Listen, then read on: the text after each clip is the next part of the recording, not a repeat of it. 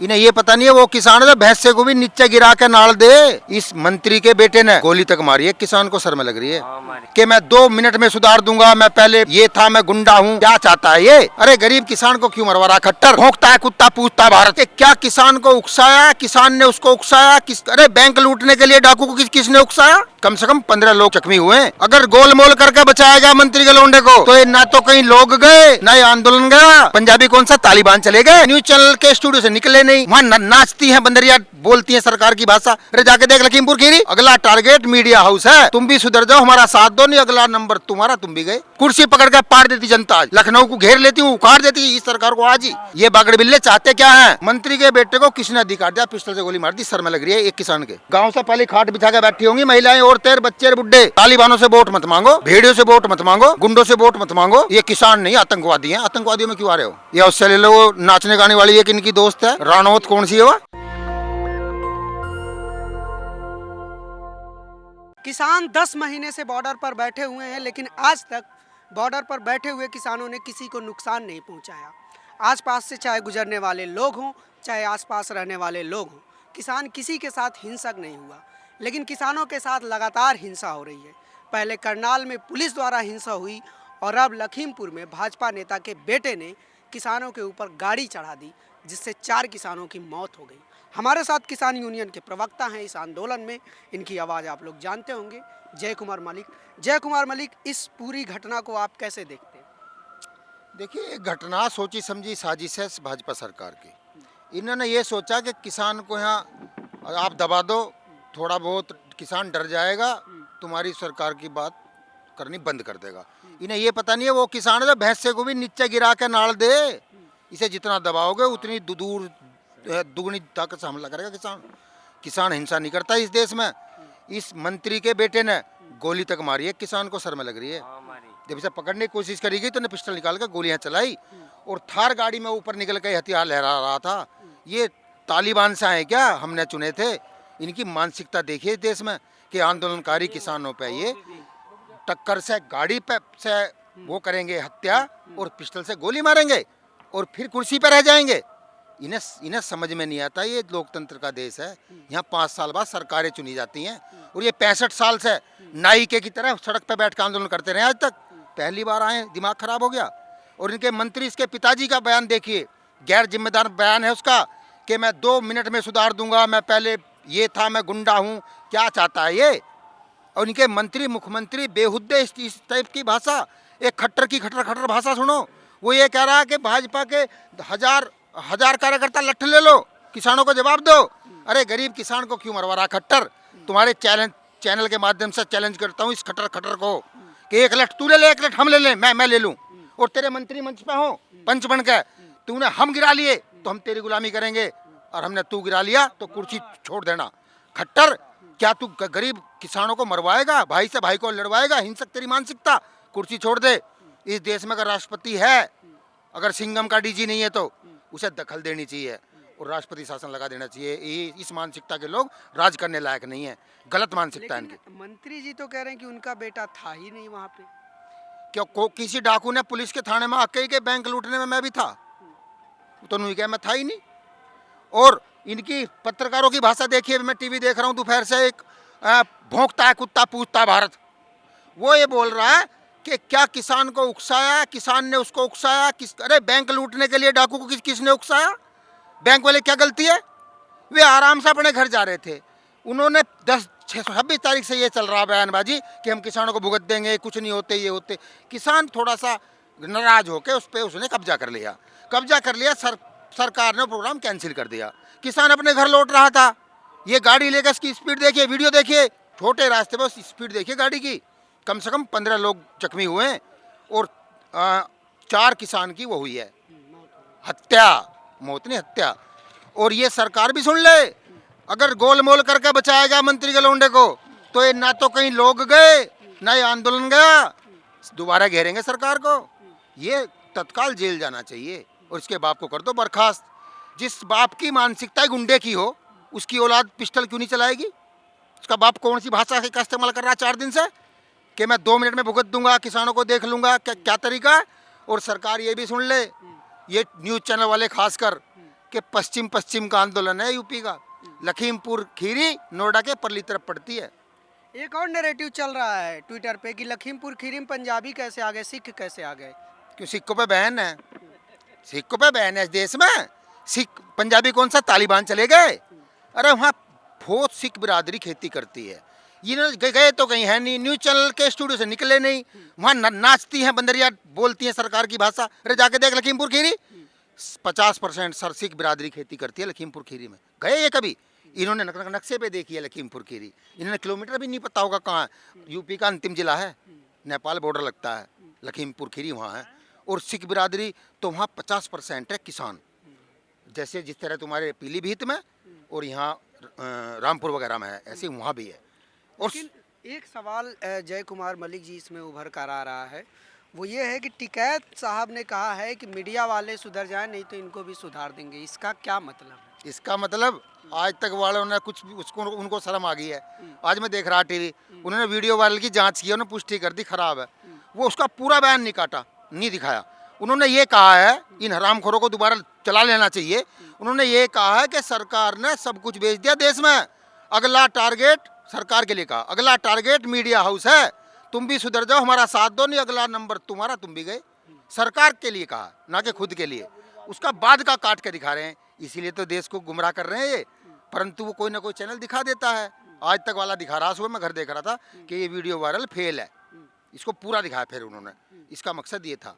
अरे जिस राकेश टिकैत की बात करते हो तो इस महाभारत का अर्जुन है, आज सरकार की जान बचा दी यूपी सरकार की, एहसान है उस राकेश टिकैत का। उनके लिए मसीहा पैदा हुआ आज।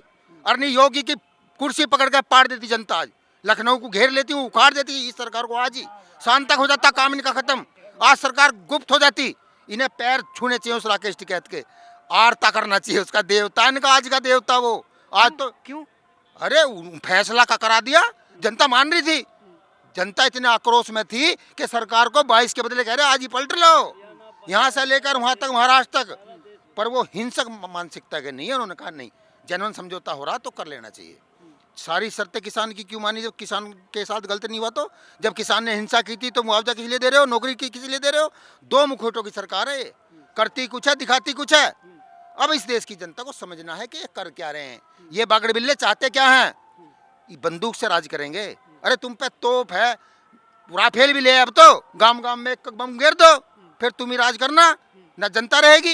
इन्हें शर्म नहीं आती? किस पे गोली चला रहे हैं? ये मंत्री के बेटे को, गृह मंत्री उसका बाप ने सोचे बचा लेगा, मंत्री के बेटे को किसने अधिकार दिया पिस्टल से गोली मार दी? शर्म लग रही है एक किसान के। क्यों मार दी भाई? किसान क्या उसका आव ले रहा था? दूसरे को दर्ज हो गई है, न्यायिक जांच होगी, लेकिन सवाल फिर भी यही बनता है क्या इस जांच का रिजल्ट आएगा? जैसे हाथरस में अभी तक रिजल्ट नहीं आया, क्या उसी तरह से ये भी ना लटक गया? अब क्या तवा गरम है? अब क्या रोटी सीख के जब किसान खा कर घर जाओगा, उस स्थल को भी ना छोड़ रहे किसान। अभी मैं देख एक आदमी से बात कर रहा, कह रहे ही रहेंगे जब तक जांच होगी। अब कहते काम करा के जाओगे। ये हाथरस नहीं है, इन्हें ये जांच करनी पड़ेगी, दोषियों को अंदर बांटना पड़ेगा।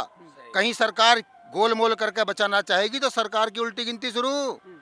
ये वो भारत है, ये देश से प्रेम करता है, सबसे ज्यादा किसान करता है। विपक्ष के किसी भी नेता को पीड़ित परिवार से नहीं मिलने दिया गया, मारे गए किसानों से नहीं मिलने दिया गया। सोशल मीडिया पर जो पत्रकार हैं, जो बुद्धिजीवी है, वो कह रहे हैं कि देश में इमरजेंसी जैसा माहौल है। आप इसको कैसे सोचते हैं? इमरजेंसी नहीं, महा इमरजेंसी। ये लोगों के आने जाने पे भी बैन करेंगे। इनका एक फंडा है, धारा 144 लगा रखी है, 4 पे तो लागू होती है, 3 को जान दो। वो बेचारी प्रियंका गांधी रात तो फिरी है, रात तो सड़कों पे पुलिस से पीछे हुआ, गाड़ी फिरी अब बदलती, वह जाके क्या कर लेती? बम ले रही थी क्या कि वो योगी की सिर पे फेंक देती? क्यों नहीं जाने दी भाई? अरे वो भी पीड़ित से मिल लेती, वो भी इस देश की नागरिक है और सम्मानित नागरिक है। जा रही थी रात को, लड़की होकर पूरी रात सड़कों पर घूमी है। इन्हें शर्म नहीं है? उसको पकड़ रहे हैं 5:30 बजे। क्या क्या कर रही थी वो? उसको क्या कर लेती जाके? क्या वो इसकी सरकार को पलट देती? इतनी कमजोर डरपोक सरकार है क्या? अरे जाने देते। कुछ लोग कुछ कहते भीड़ ज्यादा ना करो, प्रियंका को कहते तू 2 आदमियों के साथ चली जा, नहीं जाने दिया, रोक लिया उसको। के साथ दीपेंद्र हुडा जा रहे थे, उनके साथ हाथापाई की है पुलिस ने। ये हाथापाई इनकी हो वाली, ये सरकार ऐसी जाएगी, जनता का गुस्सा ऐसा निकलेगा, ईवीएम मशीन पे हैंग कर देगा, इनकी सब हाथापाई निकल जाएगी। इन्हें शर्म नहीं आती है? 65 साल विपक्ष में थे, इनके हाथ नहीं लगाया कि सरकार ने कोई डंडा नहीं मारा, नहीं इनको ये सड़कों पे आंदोलन करते रहे। अब ये सरकार में आ गए तो ये क्या तालिबान के गुंडे हैं? इनकी भाषा देखिए, किस भाषा का प्रयोग करते हैं ये। हमारे यहाँ सांसद है, उनकी लड़की कह रही है किसान के भेष में भेड़िए गांव में मत भेजिए अपने बाप को, भेड़िए हैं, वोट मांगने मत आइए, वोट इंसानों से मांगिए, हमसे क्यों मांगेंगे? परंतु नहीं, उस टाइम तो तुम ही मेरे माँ, तुम ही मेरे पिता हाथ जोड़ के भिखारी की तरह खड़े होते हैं। जीतते ही इनसे बड़ा सांड कोई नहीं, छींग मारते हैं। अरे करना क्या चाहते हो देश में? सरकार चलाओ। राकेश टिकैत ने एक कल बयान दिया था कि अगर किसान अपनी पे आ गया तो भाजपा का एक भी नेता घर से ना निकल पाएगा। इसके भी बहुत सारे मायने निकाले जा रहे हैं। 70% किसान है, अगर किसान सड़क पर खड़ा हो गया, विधायक घर से निकल के जाएगा कहाँ? किसके यहाँ जाएगा? अरे जाने को जगह भी तो चाहिए। जाएंगे काम अंबानी के घर, जहाज से जाएगा। ये हरियाणा में इनका यो हाल है, और पश्चिम यूपी में तो खासकर 2-3 प्रदेशों में, कि एमएलए झंडा लगा के सड़क पे नहीं जा सकता गांव की तरफ को। शहर में से जब गांव की तरफ जावे, ड्राइवर से कहे गाड़ी रोक ले, झंडा ताल ले, छुपा ले, पता न चले भाजपा का हूँ। ये हालत है इनका, इज्जत बचाए फिरे हैं बेचारे अपनी। किसी एक एमएलए का मैंने ऑडियो सुना, वो कह रहा कि भाजपा इसलिए मैं घर से कम निकलता हूँ, इस आंदोलन से पहले करा 2 साल पहले, कि कहीं लोग मुझे जूते से ना मारें, कि हमने वादे करे काम हो ही नहीं रहे हम पे। लेकिन हुआ ये बहुत दुखद। क्या ये डराने की कोशिश है? जिस तरह से किसानों पे करनाल में लाठीचार्ज किया और वहाँ मौत हुई, और उसके बाद फिर से लखीमपुर खीरी में, क्या इसके जरिए किसानों को डराया? इनकी मानसिकता ये है कि किसान को डरा दो, किसान कम हो जाएगा, घर आप चला जाएगा। इनको नहीं पता गांव में से भी वो बुग्गी जोड़ कर आ जाएगा दुगने, कि रुक जा मैं भी आ लिया। इन्होंने जबरदस्ती करने की कोशिश तो करी है 28 फरवरी को, क्या आलम था देख लो। और जब भी इतनी पब्लिक थी, जब महापंचायत में नरेश टिकैत जी ने आह्वान किया था भाई गाजीपुर मत जाना, तब लोग आए थे। इतने लाखों की भीड़ थी यहाँ। इन्हें समझ आनी चाहिए, इनके दिन खराब हैं। ये बड़े मियाँ तो बड़े मियाँ, छोटे मियाँ सुभान अल्लाह। ये छोटे मियाँ की जिम्मेदारी नहीं है प्रदेश में शांति व्यवस्था बनी रहे।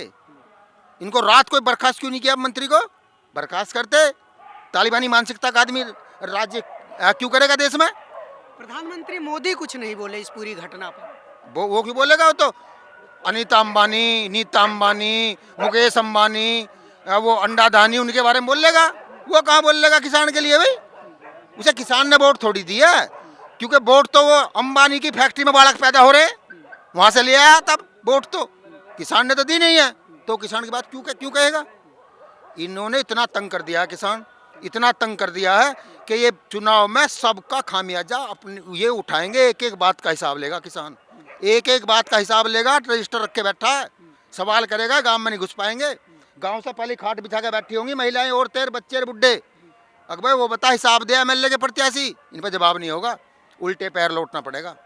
आ रहा और काट ले समय, अब 10वां महीना लग गया और 5 महीने और काटने में, तो 5 महीने में इनका सफाया कर देंगे। ये अपने घर खुशी। पूरा प्लान तैयार है, पूरा प्लान तैयार है, पूरा प्लान तैयार है। भाजपा का प्रत्याशी गांव में नो एंट्री। जाओ भैया, अपने घर रहो, खुश रहो। तालिबानों से वोट मत मांगो, भेड़ियों से वोट मत मांगो, गुंडों से वोट मत मांगो। ये किसान नहीं, आतंकवादी हैं। आतंकवादियों में क्यों आ रहे हो? अपने घर रहो, अंबानी को फोन मिलाओ, उससे वोट लो, या उससे ले लो। वो नाचने गाने वाली एक इनकी दोस्त है, रानौत कौन सी है, वह डाल देगी 5-4 लाख वोट, उनसे लो। हमसे क्या मतलब इनका? हम इनको, भाजपा को, हमारी अगली 2 पीढ़ी वोट नहीं देंगी। पर योगी जी ने कार्रवाई तो कर दी, अब तो आपको योगी जी से संतुष्ट होना चाहिए। ये इसे कार्रवाई नहीं कहते, अधूरी कार्रवाई है। कार्रवाई तो की है, चलो कुछ ना किया, थोड़ा किया है, परंतु बर्खास्त कर देना चाहिए मंत्री को अब तक तो, कि बाहर पार्टी से बाहर निकल। तेने इतना खराब काम क्यों दिया?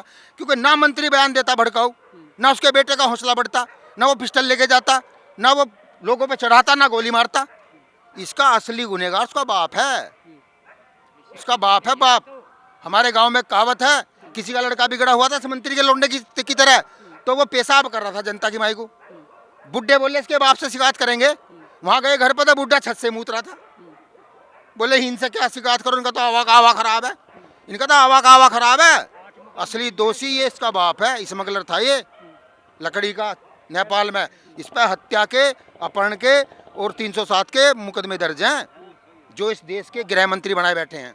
प्रोफेसर दिलीप मंडल ने कल ट्विटर पे लिखा था कि जब से भाजपा की सरकार आई है 2014 के बाद से पूरे देश में किसानों की राजनीति खत्म हो गई है। लखीमपुर खीरी से पहले किसान जीतते थे, अब वहाँ से किसान नेता नहीं जीतते हैं। पहले किसान प्रत्याशी जीतते थे, लेकिन अब वहाँ पर किसानों को कुचलने वाले प्रत्याशी जीत रहे हैं। लेकिन एक बार फिर से राजनीतिक हवा बदल रही है, देखते हैं क्या होता है। किसान सबक सिखा पाते हैं या नहीं, ये देखने वाली बात होगी। कैमरामैन आशीष के साथ मैं अनमोल प्रीतम, गाजीपुर बॉर्डर, दिल्ली। नेशनल दस्तक की आपसे गुजारिश है कि अगर इसको बचाना चाहते हैं तो नेशनल दस्तक को सब्सक्राइब करने के लिए रेड कलर के सब्सक्राइब बटन को दबाएं, फिर बेल आइकन की घंटी दबाएं। नेशनल दस्तक को बचाने के लिए बहुत जरूरी है कि हर खबर को शेयर करें, लाइक करें, कमेंट जरूर करें।